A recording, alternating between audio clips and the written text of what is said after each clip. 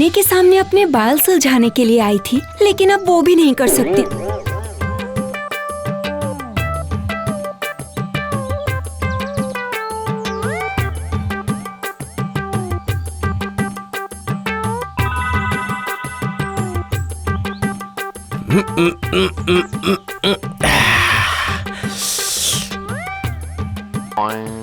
पता है, सिर्फ देश में ही नहीं बल्कि विदेश में भी मेरी मूंछ प्रसिद्ध है। ये मूंछ है या झाड़ू? कितनी गंदी मूंछ है। राम राम। रानी, मूंछ में लगी हुई चीजों का स्वाद कई गुना बढ़ जाता है। सुनिए, जब तक आपकी ये मूंछ ऐसी रहेगी, आप मेरे आसपास भी मत आइएगा। रानी, मैंने ये मूंछ सिर्फ शौक की वजह से नहीं रखी है। बात ये है कि ये मूंछ ही मेरी शान है। वाह, ये तो बहुत सुंदर है। आप अपनी ये मूंछ मुझे दे दीजिए, मैं इसे बांधकर दीवार पे टांग के रखूंगी। खबरदार, सर सहलाने के बहाने मूंछ चोरी करने की कोशिश मत करो। अगर आपने अपनी मूंछ नहीं काटी तो मेरे पास मत आना।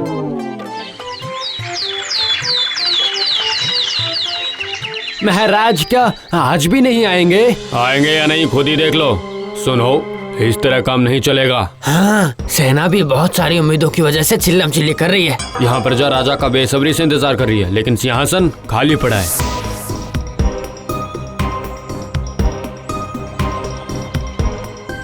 इसकी क्या शिकायतें हैं? चलो सब लोग जल्दी जल्दी बताओ। महाराज महाराज, ये मेरे घर में चोरी कर रहा था। मैंने इसे रंगे हाथों पकड़ा है। तो क्या करता? भूख लगी होगी इसीलिए चोरी कर रहा होगा। तुम्हें तो शर्म आनी चाहिए। उसे खाना खिलाने के बजाय तुम यहाँ शिकायत करने चले आए। सेनापति, इसे 2 डंडे मारकर विदा करो यहाँ से, जल्दी से।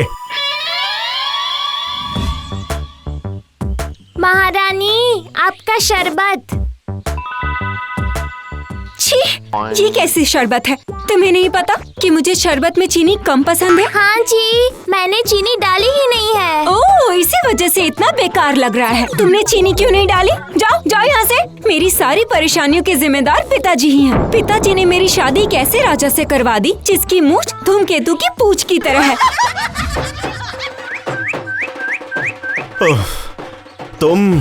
तुम जब से मेरी पत्नी बनी हो उसके बाद से ही मेरा राज्य बिखरता ही जा रहा है। इसकी जिम्मेदार आपकी मूंछ है। मूंछ एक मर्द का गहना होता है। गहना? अच्छा मजाक है। मूंछ एक बोझ की तरह है। धरती के सुंदर पुरुष मूंछ नहीं रखते हैं। जैसे कि बता दूं, अलेक्जेंडर, अंग्रेज और भी बहुत सारे मर्द। और जो नासमझ होते हैं वो मूंछ रखते हैं, जैसे कि रावण, सिंधु घटक। तुमने मुझे रावण कहा?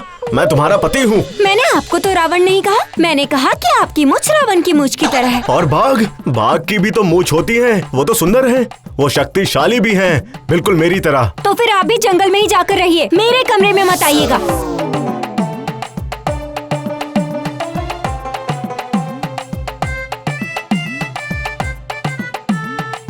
ओ महारानी, इतने गुस्से से काम कैसे चलेगा? मतलब? आप जरा मेरी बात सुनिए। 2 वक्त का खाना महाराज को खिलाइए। उन्हें एहसास दिलाइए कि आप उनसे बहुत प्यार करती हैं, समझी आप? ठीक हो जाएगा। उसके बाद? उसके बाद बाकी की बात मैं आपको सही समय आने पर बता दूंगी।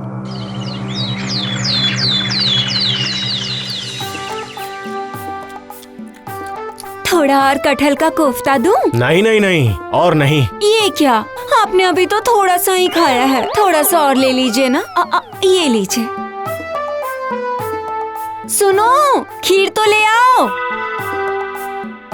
ये लीजिए, कटहल के रस से बनाई गई खीर। अब खीर क्यों? खीर खाकर आनंद मिलेगा। आप इतने बड़े राज्य के जिम्मेदार हैं।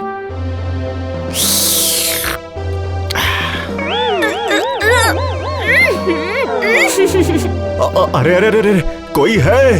अरे कोई वैद्य को बुलाओ जल्दी से।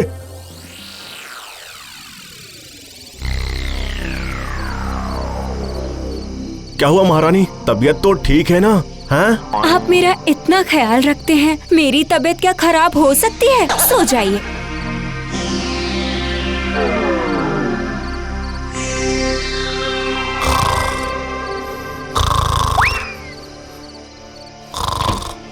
कल्याणी,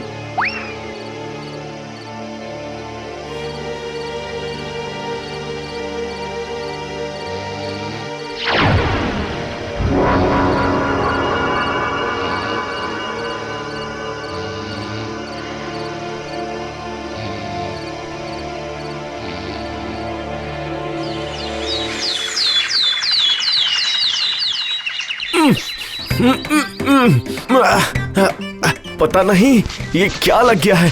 ये तो निकलने का नाम ही नहीं ले रहा। ये तो नाक की गंदगी है। नहीं नहीं, मुझे तो ये गोंद लग रहा है। पता नहीं ये कैसा गोंद है। महाराज, मुझे तो ये कटहल का गोंद लग रहा है। हो सकता है।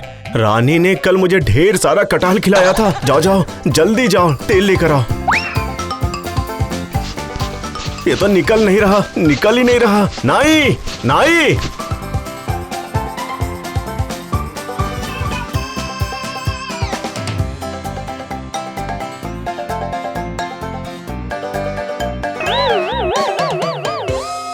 महाराज, अब और कोई रास्ता नहीं है।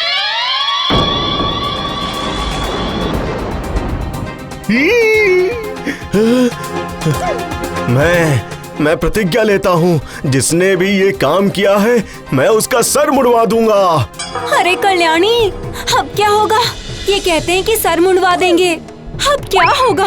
मुझे तो बहुत डर लग रहा है। अगर इन्हें पता चल गया कि ये काम हमने किया है तो। तुमने जैसा कहा था अब मैं वैसा ही करूंगा। मैं जंगल ही जाऊंगा।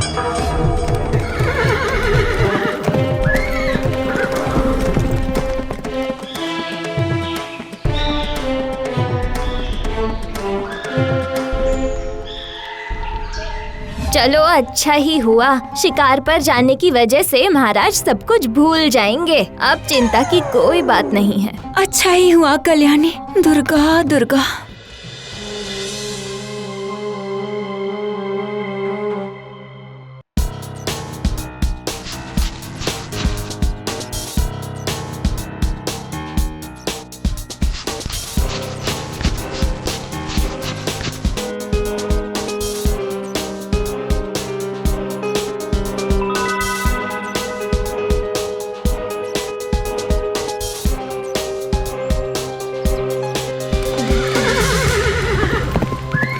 कांटम राज्य के महाराज राजा धीराज विक्रम सिंह पधार रहे हैं। तुम वहाँ पर नहीं थी, इसीलिए मेरा किसी भी काम में मन नहीं लग रहा था। सच्ची?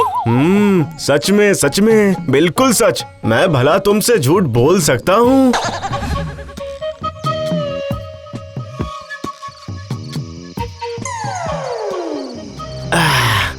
इसकी वजह से अब मेरे सर में एक भी जू घुस नहीं पाएगा। रानी, जरा तुम्हारा सर तो देखूं। हाँ?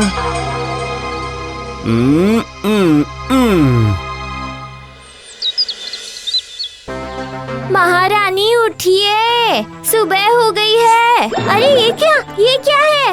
ओहो, क्या हुआ? तुम चिल्ला क्यों रही हो? अरे बाप रे, कितनी बड़ी जुएं हैं। देखिए महारानी, आपके तकिए पर है वो। अरे वो रही, एक जमीन पर रेंगती हुई जा रही है। अरे ये सब क्या है? क्या है ये सब? आखिर यहाँ इतनी सारी जुएं कैसे? कहीं मेरे सर में तो नहीं घुस गई? हाँ महारानी, मैं आपके नहाने की व्यवस्था कर देती हूँ। सुनो, तुम इस तरह अपना सर क्यों खुजा रही हो कुसुम? पता नहीं क्या हुआ है, कल रात से मेरे सर में भयंकर खुजली हो रही है। महारानी, कहीं आपके सर में भी तो नहीं हुई? मुझे ये सब नहीं होता है और कभी होगा भी नहीं। जाती हूँ, मैं जाकर नहा लेती हूँ।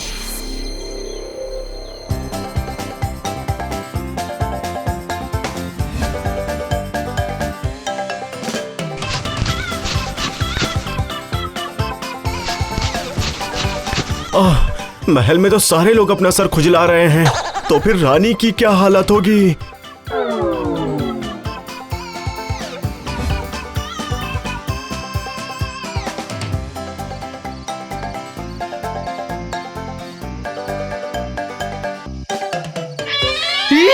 तुम टकली? तुम टकली कब से हो? बचपन से एक बीमारी होने की वजह से मेरे सारे के सारे बाल उड़ गए। माँ पापा ने शर्म की वजह से मेरी टकली होने की बात कभी किसी वैद्य को भी नहीं बताई, इसीलिए मैं ये नकली बाल लगा के रहती हूँ। अब तुम मेरे चंगुल में फंस गई हो। तुम्हें तो अब मैं... क्या करोगे? सुनिए, अगर इस मौके का फायदा उठाकर आपने मूंछ रखने की कोशिश की या कुछ और करने की कोशिश की तो मैं अपने इस टकली रूप में सबके सामने आ जाऊंगी। तब जाकर सब बोलेंगे राजा की टकली रानी। अरे नहीं नहीं नहीं, मैं कुछ नहीं करूँगा। मैं तुम्हारा इलाज करवाऊंगा।